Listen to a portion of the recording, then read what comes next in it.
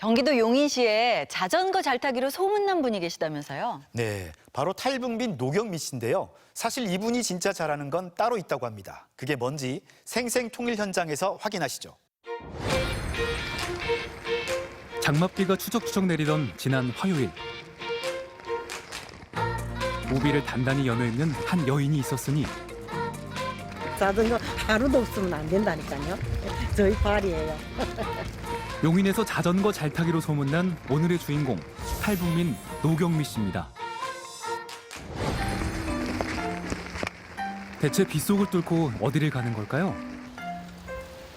경미 씨가 도착한 이곳은 인근에 위치한 오피스텔 경미 씨의 일터입니다.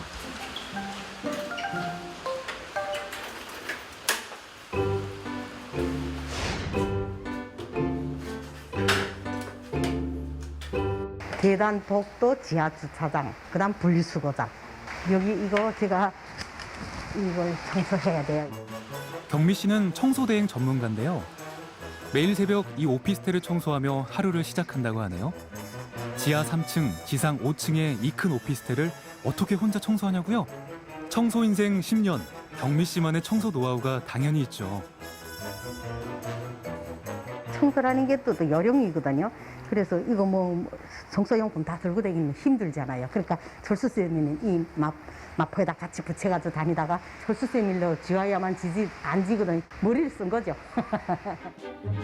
와, 아이디어네요. 2시간 만에 청소 끝. 경미 씨, 청소하기 너무 힘들지 않나요? 탈북할 때 그 정신이 뭐고 이 일이 아무것도 아니죠. 우리 목숨 걸고 여기까지 왔는데 그보다도 더 힘들겠어요? 새벽 청소를 마치고 이제 퇴근하는가 싶더니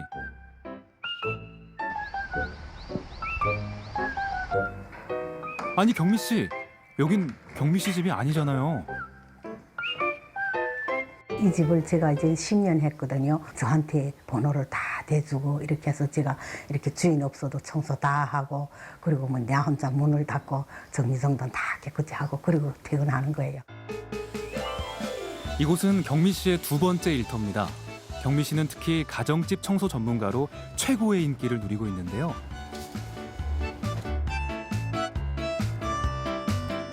한 번 보면 모두가 반한다는 경미 씨만의 정리 노하우 덕분 일명 각세우기 전법인데요.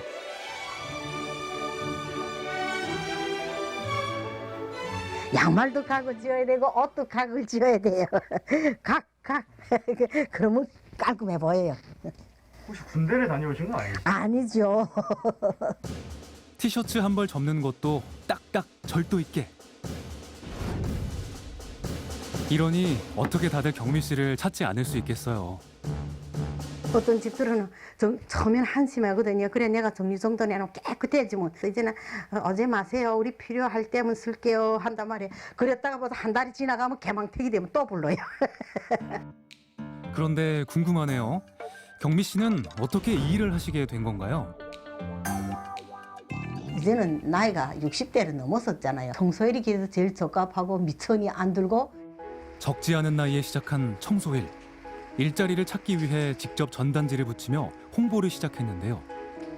성실, 신뢰, 가성비를 내세운 전략은 대성공이었습니다. 전화가 엄청 많이 왔어요. 하루 저녁에 내가 30집 전화를 받았어요. 그래서 그 집을 내가 하나하나 다 다녀봤어요. 이제는 고정적으로 일하는 곳만도 무려 10군데. 이거 저거 안 오면 하도 여러 집 많이 하니까 기억이 안 남거든요. 경미 씨, 이제 세 번째 일터로 가는 건가요?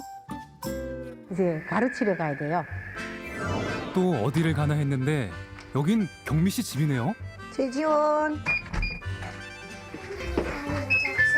그래, 우리 지연이 잘 있었어. 경미 씨를 반겨주는 어여쁜 손녀가 바로 오늘의 학생. 자, 우리 지연이 네. 어저께 배웠던 거 한번 악거댕 해볼까?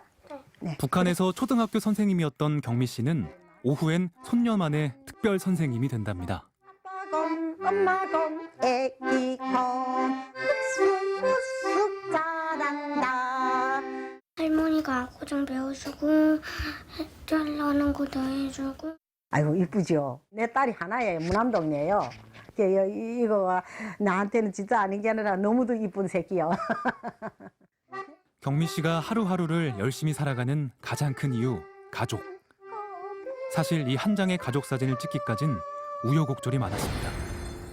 1998년 북한이 최악의 식량난을 겪었던 고난의 행군 시기. 생계를 위해 딸과 단둘이 중국으로 건너간 경미 씨. 가정부모로 발리운 거예요. 아이는 아직 너무 어리기 때문에 일할 수도 없으니까 잘 사는 집에 가 있다가 엄마가 돈을 벌어서 북한으로 나갈 때 그때 같이 가면 좋잖아요. 갈 때 가져가라, 데려가라 하면서 나한테 전화번호를 썼어요.